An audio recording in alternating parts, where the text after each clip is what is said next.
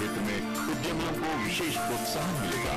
Global mission के शुभारंभ से अब गांव का विकास शहरों की तर्ज पर होगा। जन औषधि मेडिकल स्टोर का शुभारंभ से अब 400 से ज्यादा जिंदगी दवाइयां अत्यंत कम कीमत पर उपलब्ध होंगी। आज यहाँ एक नई नीति का प्रारूप आपके सामने प्रस्तुत किया गया। इनोवेशन एंड एंटरप्रेन्योरशिप के संबंध में मैं रमन सिंह जी उनकी सरकार को बधाई देता हूं। सबके साथ सबका विकास।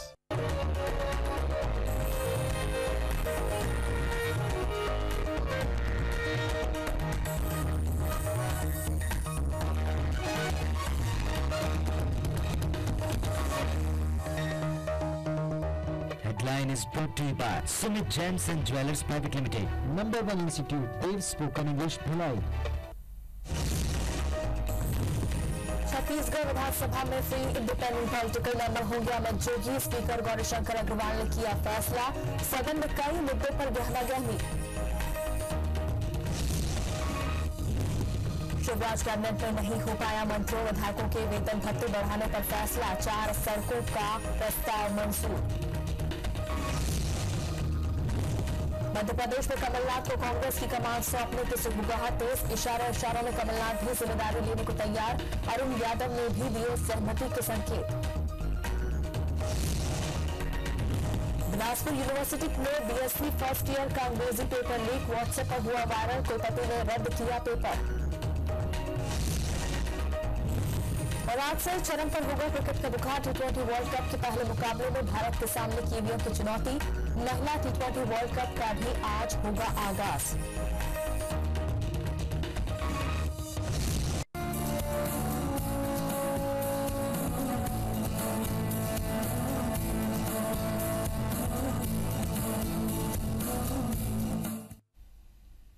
नमस्कार। करियर से जुड़े हमारे खास कार्यक्रम गाइड में आप सभी का बहुत बहुत स्वागत है। आज प्रतिस्पर्धा के इस युग में हर बच्चा चाहता है कि उसे सफलता आसानी से हासिल हो सके और वो अपने मुकाम को हासिल कर सके। लेकिन प्रतिस्पर्धा परीक्षा में किस तरीके की तैयारी होनी चाहिए, किस तरीके की कोचिंग की सुविधा उन्हें मिलनी चाहिए ताकि वो इसमें आगे चलकर सफल हो सके। और मेडिकल एक ऐसा फील्ड है जिसके लिए गहरी पढ़ाई की जरूरत होती है और कंसंट्रेट करने के साथ साथ नई टेक्नोलॉजी जो कोचिंग के जरिए बच्चे हासिल करते हैं वो भी जानना बेहद जरूरी है। बातचीत शुरू करें उसके पहले देख लेते हैं ये छोटी सी रिपोर्ट। डॉक्टर बनने का सपना देख रहे विद्यार्थियों के लिए प्री मेडिकल टेस्ट यानी पीएमटी एक अच्छा माध्यम है। इसमें लाखों की संख्या में स्टूडेंट्स भाग लेते हैं ताकि एक अच्छे कॉलेज से मेडिकल की पढ़ाई कर सके। आने वाले कुछ ही महीनों में प्री मेडिकल टेस्ट होने वाला है। ऐसे में छात्रों के पास कोर्स ज्यादा और समय कम है। कुछ आसान से टिप्स अपनाकर स्टूडेंट्स अच्छा प्रदर्शन कर सकते हैं। अब ज्यादा से ज्यादा मॉक टेस्ट दे दें, इससे आपकी स्पीड तेज होगी। नए छात्र एग्जाम पैटर्न को पूरी तरह से समझ लें। अपने बनाए हुए नोटिस का रिवीजन करें। क्रैश कोर्स के दौरान शिक्षक की बताई गई जरूरी बातों को नोट करें। सभी खास फार्मूलों और कॉन्सेप्ट का रिवीजन करें। यह निश्चित कर लें कि आपको वो अच्छी तरह से क्लियर है। सैंपल पेपर जरूर सॉल्व करें। पेपर के 15-20 दिन पहले केवल वैकल्पिक प्रश्नों पर ध्यान दें। टाइम टेबल बनाकर उसके अनुसार पढ़ाई करें। सभी विषयों पर समान ध्यान दें। न्यूमेरिकल्स को रटने की भूल न करें और उनका बार बार अभ्यास करें। वैकल्पिक प्रश्नों को हल करने से पहले अपने कॉन्सेप्ट जरूर क्लियर करें। वहीं परीक्षा के एक दिन पहले और परीक्षा के दौरान कुछ बातों का ध्यान रखें, जैसे कि परीक्षा से पहले वाली रात 6 से 8 घंटे की पर्याप्त नींद लें ताकि पेपर सॉल्व करते समय आप तरोताजा रह सकें। नाश्ता जरूर करें ताकि एनर्जी बनी रहे। एग्जाम के ठीक पहले कोई भी नया टॉपिक हल ना करें। परीक्षा में सभी प्रश्नों के लिए एक निश्चित समय निर्धारित करें। उससे ज्यादा समय लगने पर वो प्रश्न छोड़ आगे बढ़ जाएं। पीएमटी की तैयारी में कोचिंग सेंटर्स की भी बड़ी अहम भूमिका है, क्योंकि कोचिंग इंस्टीट्यूट स्कूल की पढ़ाई के साथ साथ पीएमटी की भी तैयारी कराते जाते हैं। इससे छात्र पर एकाएक पढ़ाई का दबाव नहीं बनता। कोचिंग सेंटर्स एक रणनीति के तहत तैयारी करवाते हैं। साथ ही वे ऐसे कई नए तरीके भी स्टूडेंट्स को सिखाते हैं ताकि आसानी से विद्यार्थियों को वो याद रहे और वो सरलता से प्रश्नों को हल कर सकें। कोचिंग सेंटर्स स्टडी मटेरियल भी उपलब्ध करवाते हैं जिससे विद्यार्थियों को तैयारी में आसानी हो। Bureau report IBC 24।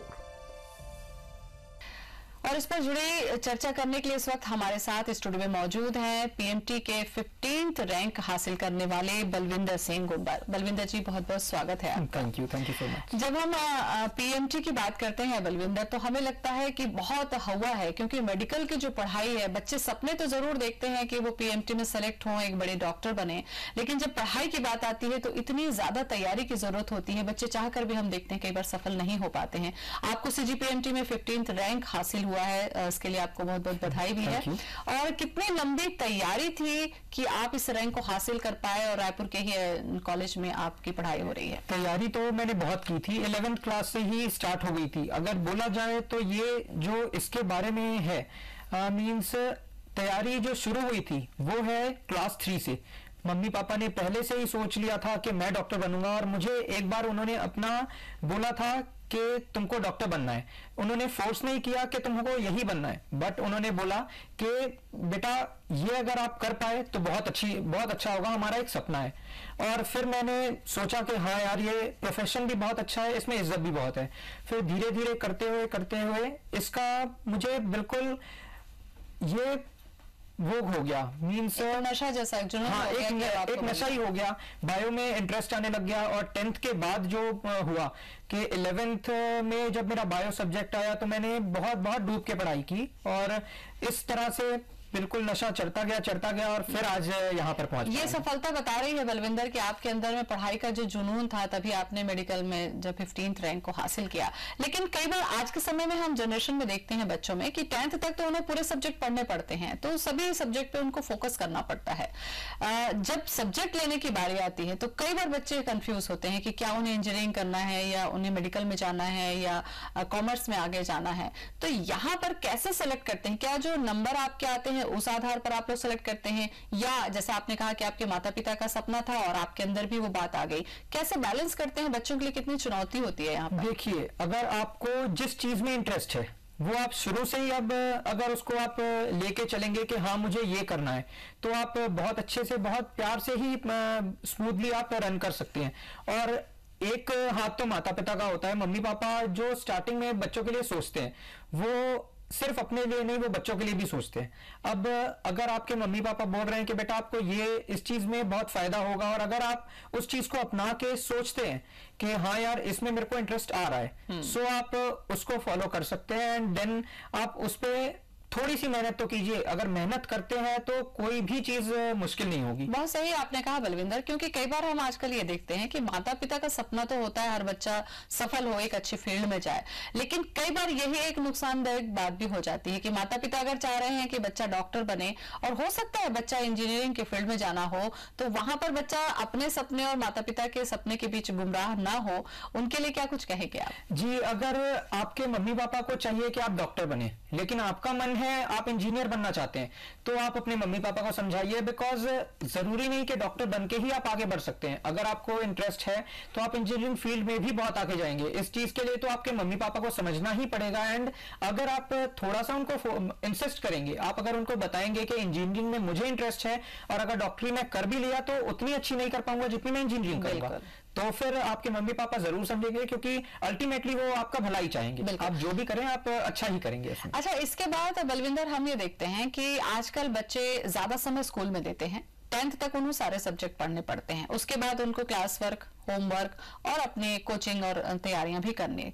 लेकिन जब वो कॉम्पिटिटिव एग्जाम की तैयारी कर रहे होते हैं, जैसे पीएमटी है, पीएटी है, पीईटी है, ऐसे में हम ये देखते हैं कि माता पिता चाहते हैं कि किसी पर्टिकुलर किसी कोचिंग पे वो एडमिशन ले, वहां पर जाकर तैयारी अपनी करें। तो जब कोचिंग में आप पहुंचे सिलेक्शन के लिए, आपने जब चुना कोचिंग को, तो वहां की पढ़ाई और सेल्फ स्टडी या स्कूल की पढ़ाई के बीच क्या डिफरेंस आपने पाया? देखिए, स्कूल में जो पढ़ाई होती है वो मेनली होती है बोर्ड्स के लिए। अगर आप स्कूल में पढ़ रहे हैं सिर्फ, तो वो आपको फोकस कराएंगे कि बोर्ड्स में आप अच्छे मार्क्स कैसे लाएं। लेकिन कोचिंग अगर आप जाते हैं तो कोचिंग में आपको ये बताया जाएगा कि आप कॉम्पिटिटिव में आप स्कोर कैसे कर सकते हैं। उसके बाद आपकी अगर सेल्फ स्टडी है आप तो ही आगे बढ़ पाएंगे। सिर्फ अगर आप बोलेंगे कि कोचिंग के भरोसे मैं पूरा कर लूं तो वो नहीं हो पाएगा। लेकिन अगर आप कोचिंग के साथ साथ अपनी सेल्फ स्टडीज भी मेंटेन करते हैं, थोड़ा बहुत अगर आप इस फील्ड में आना चाहते हैं, डॉक्टरी के फील्ड में आना चाहते हैं, तो आपको पहले ही ये है कि बहुत मेहनत करनी पड़ती है। लेकिन अगर थोड़ा सा आप जज्बा दिखाएं कि अभी यार थोड़ी सी अभी मेहनत कर लेते हैं तो आगे पूरी लाइफ इजी हो जाएगी, तो अगर आप थोड़ी सी अभी यहाँ पर मेहनत करते हैं तो आगे के आपका जो लाइफ है वो स्मूथ हो जाएगी, वो स्मूथ हो जाता है। कोचिंग की भूमिका आजकल हम देख रहे हैं बलविंदर बहुत ज्यादा है, क्योंकि कोचिंग बहुत तेजी से उग रहे हैं कहना चाहिए एक, तो वहां पर सिलेक्शन करना कोचिंग का एक बच्चे के लिए, एक पेरेंट्स के लिए कितना मुश्किल होता है कि हाँ ये जो कोचिंग इंस्टीट्यूट है ये हमारे बच्चे के लिए बिल्कुल सही है। तो कोचिंग इंस्टीट्यूट में किस तरीके की पढ़ाई की रणनीति बनाई जाती है, आपने वहां जाकर क्या खास देखा और आपको कैसे मदद मिली इस CGPMT की तैयारी के लिए? मैं जब सचदेवा कोचिंग गया तो वहां पर मुझे सबसे अच्छे तो जैन सर लगे, बिकॉज मैंने पढ़ाई भी सचदेवा स्कूल से ही की है और वहां पर जैन सर का नेचर मुझे पहले भी पता था और यहाँ के टीचर्स के बारे में मैंने बहुत सुना था कि वो ऐसे इस तरह से तैयारी करवाते हैं और बहुत बहुत अच्छे से ही ट्रीट भी करते हैं बच्चों को, एंड जो अपना आगे से इंटरेस्ट दिखाता है वो उनको बहुत अच्छे से ट्रीट करते हैं और उनके साथ फिर और वो भी मेहनत करते हैं। तो मैं जब वहां पर गया, कोचिंग गया, तो उन्होंने स्टार्टिंग के डेज में ही मुझे बहुत अच्छे से देखा और उन्होंने देख लिया कि मुझे इसमें इंटरेस्ट है, तो उन्होंने फिर आगे किया कि इसके ऊपर मेहनत और करनी है, एंड उन्होंने फिर अच्छे अच्छे क्वेश्चंस मुझे बताए, अच्छी अच्छी बुक्स बताई कि इससे आप क्वेश्चन सॉल्व करेंगे तो आपको मतलब फायदा होगा। बिल्कुल। तो PMT में सफलता अगर किसी बच्चे को बलविंदर एक बार में नहीं मिल पाती है तो उसके आगे चल के उसके पास में क्या ऑप्शन होता है, इस पर भी मैं आपसे चर्चा करूंगी। फिलहाल यहाँ पर रुक रहे हैं एक छोटे से ब्रेक के लिए।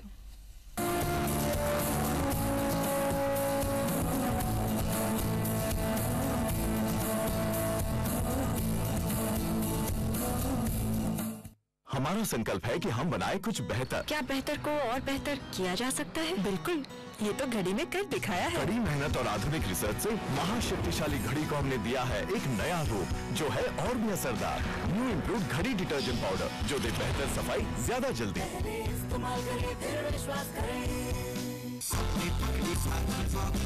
खुशबू पूरा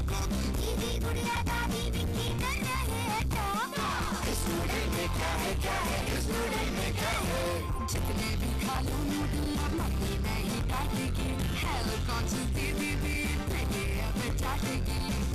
अब लग जाए तो छुप छुप के लग पाए। पेश है पतंजलि आटा नूडल्स। इसमें है असली आटा फाइबर और वेजिटेबल्स के गुण। झटपट बनाओ, बेफिक्र खाओ। पतंजलि आटा नूडल्स। मैं इश्मु टीचर हूँ, पर सबसे पहले मैं इंडियन हूँ। मुझे भारत को शिक्षित बनाने में योगदान देने पर गर्व है। मैं राष्ट्र निर्माण के लिए टैक्स जमा करती हूँ। मैं इम्तियाज डॉक्टर हूँ, पर सबसे पहले इंडियन हूँ। मुझे स्वस्थ भारत बनाने में योगदान करने पर फख्र है। मैं राष्ट्र निर्माण के लिए टैक्स जमा करता हूँ। मैं इंद्रनील इंजीनियर हूँ, लेकिन सबसे पहले इंडियन हूँ। मुझे डिजिटल इंडिया में योगदान देने पर गर्व है।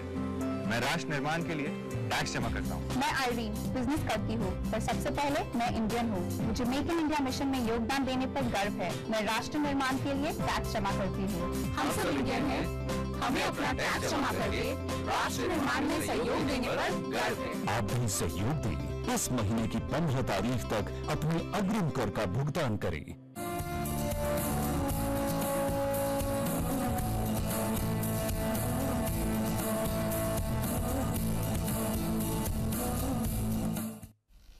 ब्रेक के बाद स्वागत है आप सभी का हमारे खास कार्यक्रम गाइड में।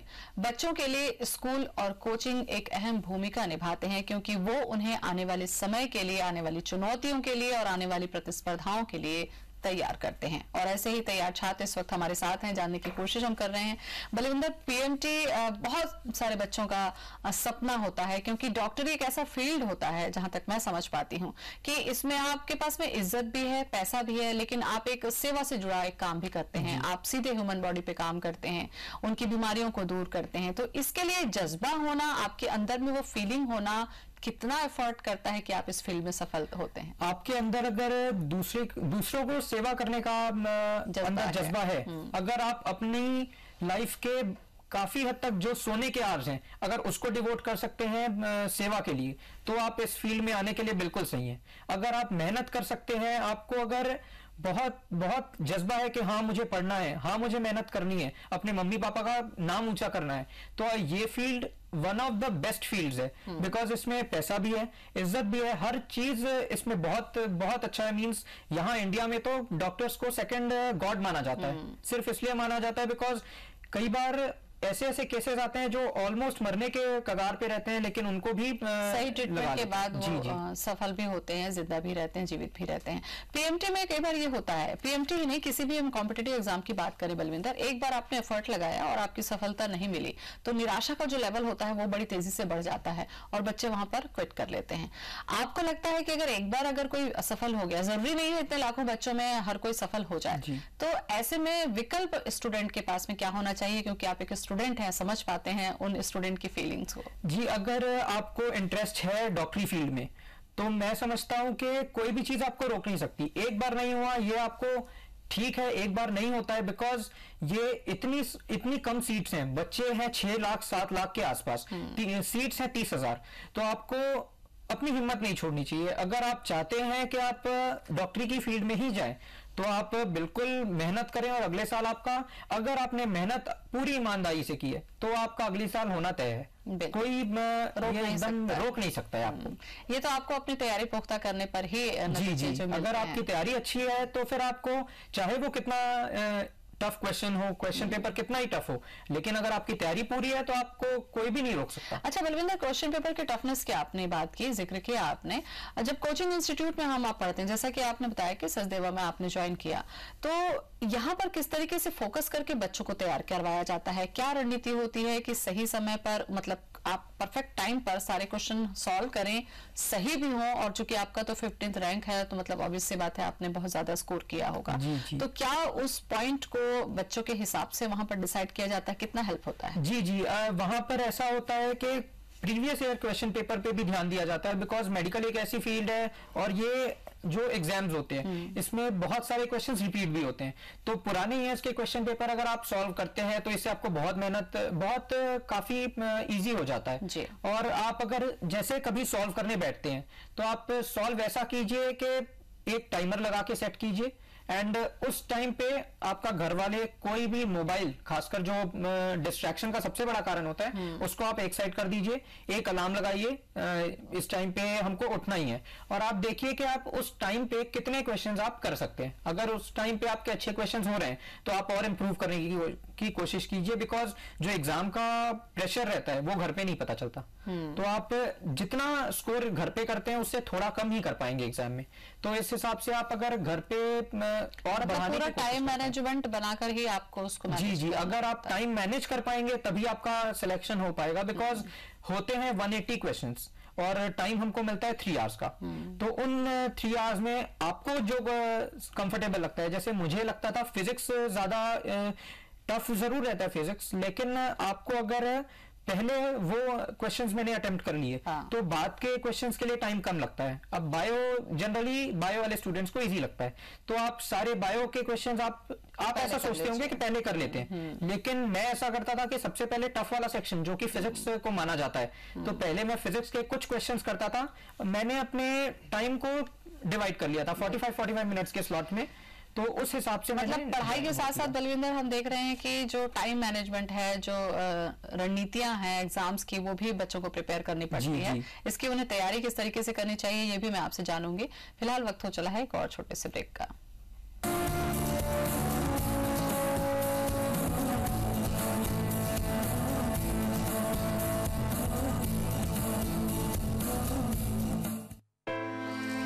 रसोई में सिर्फ खाना ही नहीं बनता, उनके हिस्से में तेज दिमाग और मजबूत शरीर से रखी जाती है ताकत की नींव। जुनून की आंच पे पकता है हौसला और आता है जीत का स्वाद। पतंजलि गाय का शुद्ध देसी घी, चैंपियन बनने की ताकत। गांव की महिलाओं को सशक्त करने का काम कर रही हैं गृहिणी के जरिए रूपा श्रीवास्तव। उनके परिवार में उनके पति है, उनके बच्चे हैं, उनके माँ बाप हैं, तो हमें इस गृहिणी के माध्यम से उनको एक मंच देना चाहिए।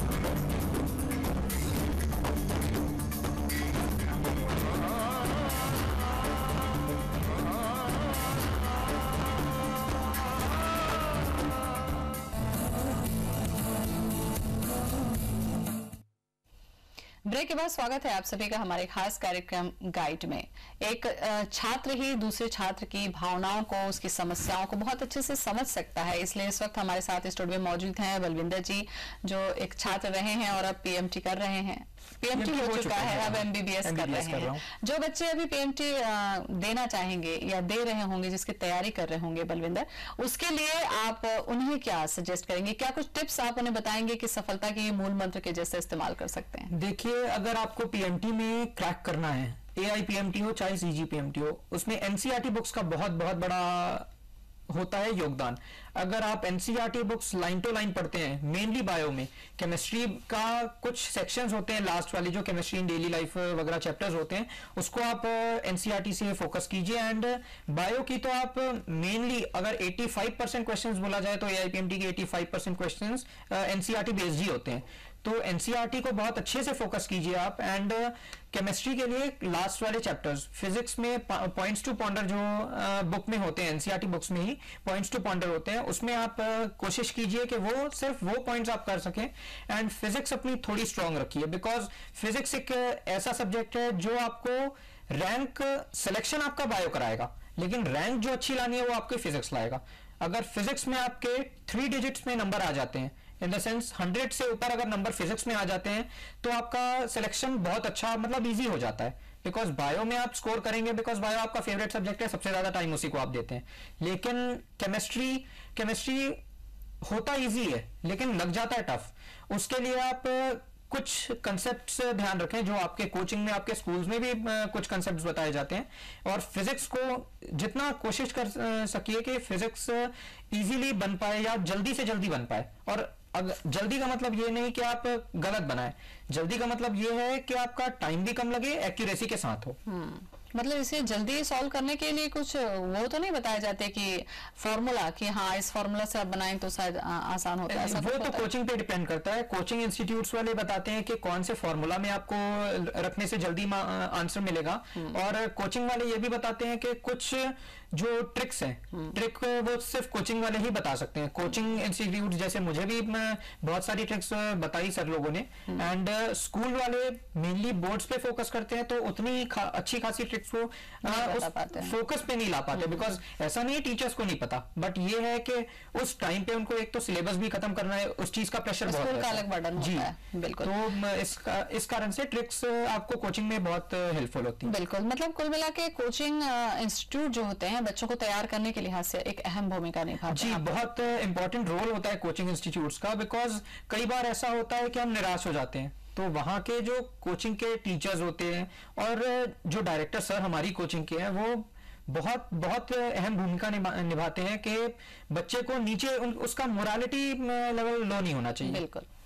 और मॉरली अगर डाउन नहीं होगा तो बच्चा सक्सेस के लिए बढ़ सकता है। अगर मॉरल डाउन नहीं है तो आप फिर कुछ भी कर सकते हैं। बिकॉज ह्यूमन बॉडी एक ऐसी डिजाइन की है भगवान ने कि आप जितना भी इससे काम कराएं, ये आपका काम करेगा। बिल्कुल। एक कॉन्फिडेंस का लेवल मैं आपके अंदर देख रही हूँ बलविंदर, बहुत अच्छी बात है। एग्जाम के दौरान या तैयारी के दौरान क्या कुछ ऐसी बातें आप बताएं कि क्या करना चाहिए छात्रों को और क्या नहीं करना चाहिए, ये जरूर बताएं आप। आज के जो स्टूडेंट्स हैं, मेनली अगर आपको चाहिए कि आपका सिलेक्शन हो, तो ये मैं जानता हूँ बहुत टफ है, बट आप मोबाइल जो सबसे बड़ा डिस्ट्रैक्शन का कारण है, आप कुछ महीनों के लिए मोबाइल साइड में रख दीजिए। बिकॉज कॉलेज में आके आपको मोबाइल वगैरह बहुत सारे मिलेंगे, बट अगर आपने अभी ईमानदारी नहीं दिखाई अपने साथ, तो आपको हो सकता है कि एक और ईयर ड्रॉप लेना पड़ जाए। क्योंकि ये ऐसी फील्ड है, अगर आपने डेडिकेशन नहीं दिखाई तो आपको ये भी फिर उस तरह से जो चीज आपको चाहिए वो नहीं मिल पाती है। अच्छा, ड्रॉप का एक जिक्र आपने किया। बच्चे बहुत सारे होते हैं जो 12th के बाद ड्रॉप ले लेते हैं, कहीं दूसरी जगह जाकर तैयारी करते हैं, अलग बिल्कुल सबसे अलग थलग रहकर वो तैयारी करते हैं। कई बार उन्हें लगता है कि हमने ड्रॉप ले लिया, पढ़ रहे हैं तो हमारा सिलेक्शन होगा। क्या यही सही होता है कि ईमानदारी से तैयारी आप करते हैं तो पढ़ते पढ़ते भी पीएमटी में आप सिलेक्शन हो? नहीं, ईमानदारी से अगर आप पढ़ रहे हैं तो आपका सिलेक्शन बिल्कुल होगा। क्योंकि जरूरी नहीं है जो ड्रॉप लेता है वही सेलेक्ट होता है। क्योंकि ड्रॉप ऐसा है कि ड्रॉप मैंने भी लिया, 1 साल ड्रॉप मैंने भी लिया है, लेकिन इसका मतलब ये नहीं कि फर्स्ट टाइम पे इतनी अच्छी से वो नहीं हो पाई। आप अगर मेहनत करते हैं तो आप एज अ फ्रेशर भी निकाल सकते हैं। बिकॉज मैं जिस कॉलेज में पढ़ रहा हूँ वहां पर भी फ्रेशर्स हैं, लेकिन बाद में जिस कॉलेज में आप जाते हैं फिर आपका लेवल सेम हो जाता है। वहां पर। अच्छा बलविंदर, ड्रॉप का ये मैं जानना चाह रही थी कि आपने 1 साल ड्रॉप लिया, आपका तैयारी किया आपने ईमानदारी से, मान लीजिए सिलेक्शन नहीं होता है आपका, तो अगर 1 साल 2 साल अगर आप अपनी ड्रॉप लेकर तैयारी करते जा रहे हैं और MBBS से मान लीजिए आपका नहीं हो रहा है, लेकिन मेडिकल से जुड़ी दूसरी फील्ड में आपका हो रहा है, तो बच्चों को अपनी प्रतिभा को जानकर उन्हें धीरे से दूसरे फील्ड पर चले जाना कितना हेल्पफुल होता है? देखिए 1 साल ड्रॉप समझ में आता है, 2 साल चलो ठीक है, 2 साल तक अगर आपका नहीं हुआ, 3rd ईयर ड्रॉप लेना मेरे हिसाब से उतनी बुद्धिमानी की बात नहीं है। बिकॉज अगर 2 साल में आपका नहीं हुआ और 3rd ईयर में भी आप ट्राई कर रहे हैं कि MBBS में ही हो, ऐसा हो सकता है कि आपका BDS में फर्स्ट ईयर में ही हो गया। तो अगर आप BDS भी करते हैं तो ये भी एक बहुत ठीक है, मेडिकल से रिलेटेड है। आपका अगर जुनून है कि आपको MBBS ही करना है तो आप फर्स्ट ईयर में ही निकाल लेंगे। लेकिन अगर 2 साल भी ड्रॉप ले लिया और तीसरे साल का सोच रहे हैं यार हो पाएगा कि नहीं, तो आप नहीं लीजिए। क्योंकि BDS में हम देखते हैं कई बच्चों को ये लगता है कि नहीं हम MBBS ही करेंगे, और उस बार में ऐसा होता है कि ये जो मौका था आपका, हो सकता है तीसरी बार में BDS में भी ना हो, तो क्या एक अच्छा विकल्प चूक जाता है ना? हाँ वही है, अगर आप मेहनत करते हैं तो MBBS भी मिलता है, और अगर आप मेहनत नहीं किए तो फिर BDS जैसी ब्रांच भी नहीं मिल पाती है, क्योंकि BDS भी इतना आसान नहीं है। मेडिकल से रिलेटेड जो प्री UG कोचिंग होती है, जो एग्जाम्स होते हैं, वो इतने इजी नहीं होते, बिकॉज सीट्स बहुत कम है एंड जो बच्चे देने वाले वो बहुत है। तो आपको ये सोसाइटी की क्रीम होती है जो मेडिकल में आ पाती है। PMT की तैयारी जब कर रहा है बच्चा, तो उसके पास में स्कोप क्या रहता है कि मान लीजिए अगर उसका PMT में सिलेक्शन नहीं हुआ तो उसके पास में विकल्प क्या बचता है अब आगे? पैरामेडिकल कोर्सेज बहुत सारे होते हैं। PMT के जैसे PMT में थोड़ा रैंक पीछे लगा तो उसको BDS मिलेगा, BDS भी नहीं तो फिजियोथेरेपी भी है, एंड बहुत सारे कोर्सेज पैरामेडिकल कोर्सेज बोलते हैं उनको, बहुत सारे ऐसे होते हैं जो मेडिकल से रिलेटेड ही बहुत अच्छे आगे चल के स्कोप जिनकी है। बिल्कुल।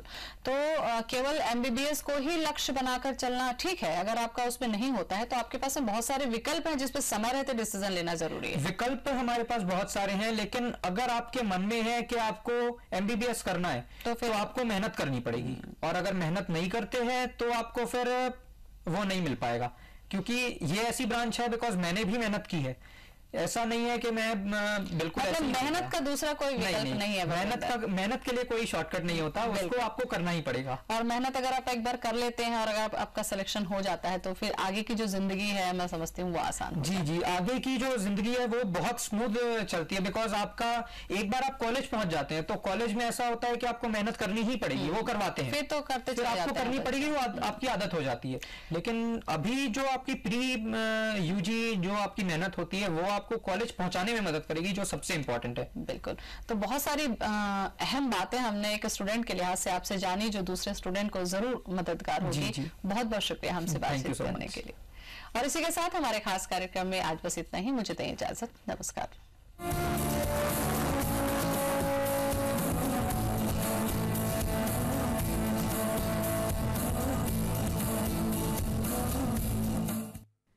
This program was brought to you by Chhattisgarh green निर्माण मंडल। हम मकान नहीं घर बनाते हैं, पीढ़ी से पीढ़ियों का रिश्ता बुनते हैं। Samriddhi suits and saris, Bhansali height, 2nd floor, Sadar Bazaar, Raipur. Doctor Santosh Rai commerce institute, CACS CMA, number 1 commerce institute in Bhilai. Salem English school, admission open for nursery to class 12 in science and commerce. SB Bazaar, सब कुछ सही दाम, आपका अपना रिटेल बाजार। नाकोडा TMT, संकल्प मजबूती का, रिश्ता सदियों का।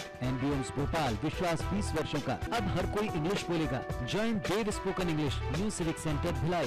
Aarti Group, Chhattisgarh's most reliable real estate company since 1991. Sagar TMT, मजबूती और विश्वास का नया नाम, a product of Pankaj Group. Pooja green, हर फ्लैट का स्वतंत्र terrace garden near Minocha colony Bilaspur. और Meenakshi salon and academy, a complete family salon, Raipur, Bilaspur, Bhilai. आधुनिक और सुखद जीवन शैली के लिए आपका स्वागत है स्काई लाइफ में। रामा वर्ल्ड में स्थित बिलासपुर की सबसे ऊंची रेजिडेंशियल अपार्टमेंट्स, अंतरराष्ट्रीय सोच से बनाए गए बड़े पार्किंग और लैंडस्केप आपकी लाइफस्टाइल को एक नई ऊंचाई देंगे। आपके हेल्थ और फिटनेस को बढ़ावा देने के लिए यहाँ मौजूद है ढेर सारे एमिनिटीज।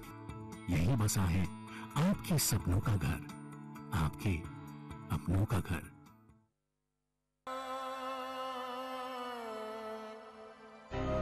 कहती बेटी बाह पसार, मुझे चाहिए प्यार दुलार। बेटी की अनदेखी क्यों करता है निष्ठुर संसार। सोचो जरा हमारे बिन बसा सकोगे घर परिवार, गर्भ से लेकर यौवन तक मुझ पर लटक रही तलवार। मेरी व्यथा वेदना का अब हो स्थायी उपचार। बेटियां हैं अनमोल, बेटियों से है सारा संसार। बेटी बचाओ बेटी पढ़ाओ महिला एवं बाल विकास विभाग छत्तीसगढ़ शासन द्वारा जनहित में प्रसारित। मध्य प्रदेश देश का दिल है तो उज्जैनी उसकी आत्मा, जहां सिंहस्थ कुंभ की विशालता क्षिप्रा के तट को अलौकिक सौंदर्य देती है।